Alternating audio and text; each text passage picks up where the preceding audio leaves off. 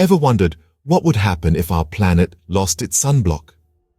Imagine a day at the beach where instead of slathering on SPF 50, we'd need SPF 1000. That's because our Earth's sunblock is the ozone layer, a thin blanket of gas in the upper atmosphere. This layer acts as a protective shield, absorbing most of the sun's harmful ultraviolet rays. It's like nature's very own sunscreen, protecting every living thing on our planet. However, this layer is not as invincible as we'd like it to be. It's under threat, gradually thinning due to various factors, with the most significant being human activities. Now, this isn't some distant, far-off problem. It's happening right here, right now, and the consequences are more real than we could ever imagine. Without our ozone layer, life as we know it would be drastically different. So let's dive deeper into understanding this crucial layer and why we must protect it. But before that, don't forget to like, share, and subscribe to our channel for more such interesting content. Now, let's imagine a world with a depleted ozone layer. Here, a simple stroll in the park or a day at the beach could turn into a nightmare. Exposure to increased ultraviolet radiation could lead to serious health issues such as severe sunburns, eye diseases like cataracts, and even a heightened risk of skin cancer. But it's not just our health at stake. Our environment would suffer too.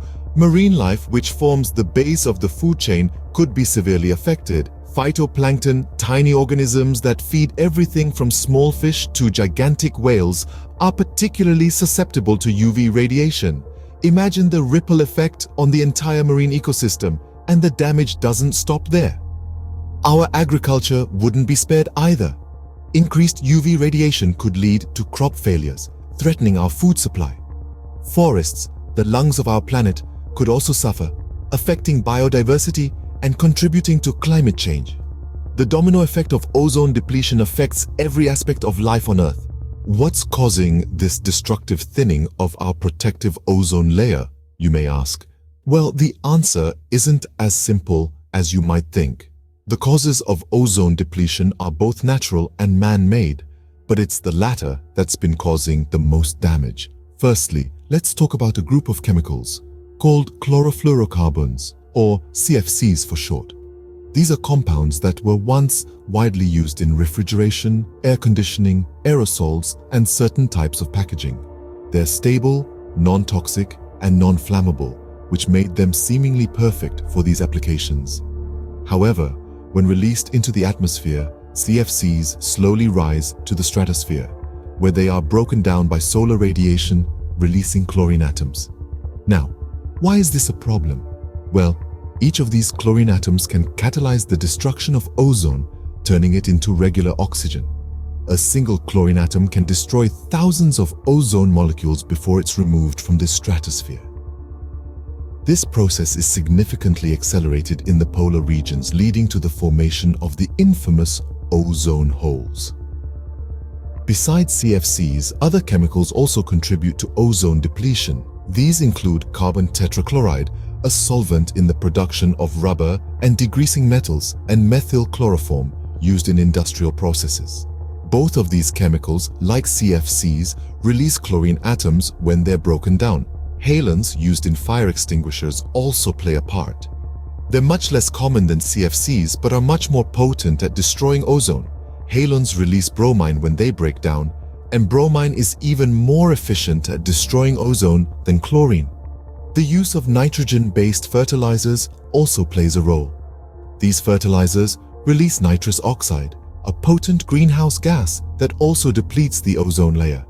In essence, our industrial advancements, while beneficial in many ways, have unintentionally set a cycle of destruction in motion. The same technologies that have made our lives easier have also put our planet's protective shield at risk. It's a sobering reminder that every action has consequences, and it's our responsibility to understand and mitigate them. Our industrial advancements have unintentionally set a cycle of destruction in motion. The news may seem grim, but there's a silver lining. There are solutions and measures in place to combat this thinning of our atmospheric shield. It's not just up to the scientists and policymakers. Every one of us can play a part in this global effort. Let's start with the big picture. On an international scale, we've seen significant strides in the fight against ozone depletion. The Montreal Protocol of 1987 was a landmark agreement. Countries around the world united to phase out the production and consumption of numerous substances that are responsible for ozone depletion. This global commitment has led to a decrease in the total amount of ozone-depleting chemicals in the atmosphere. But the fight doesn't stop at the global level. It trickles down to national policies and local initiatives. Many countries have put forth regulations to control the use of harmful substances. Industries are encouraged to adopt green technologies, and the public is educated about the effects of ozone depletion. Now let's bring it even closer to home. What can we, as individuals, do to contribute? The power of choice is in our hands. We can opt for eco-friendly products. Look for labels that say ozone-friendly or CFC-free when you're shopping. These products have been manufactured without the use of substances that can deplete the ozone layer. Consider your energy consumption.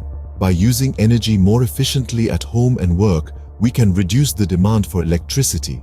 This, in turn, reduces the amount of fossil fuels burned by power plants, which are a source of ozone-depleting chemicals. And finally, spread the word. Knowledge is power, and the more people understand about ozone depletion, the more they can do to help. Share what you've learned with others and encourage them to make eco-friendly choices too. So you see, our everyday choices can make a significant impact in this global fight. It's not just about saving the ozone layer, it's about safeguarding our future and the future of generations to come. The power is in our hands. Let's use it wisely. The depletion of the ozone layer isn't a distant problem. It's a reality that affects us all. Every one of us has the power to make a difference, and it's in our hands to use it. By making small changes in our daily lives, such as choosing ozone-friendly products, we can significantly reduce our carbon footprint. But the battle doesn't stop at individual actions. We must also come together as a global community to urge our governments and corporations to adopt sustainable practices. Let's raise our voices for the future of our planet, for the well-being of the ecosystems we share, and for the generations yet to come. Remember, every step we take towards a more sustainable future is a step away from the brink of ecological catastrophe. We are the stewards of this planet, and it is our responsibility to safeguard it. Together, we can make a difference. Let's stand united in the fight against ozone depletion.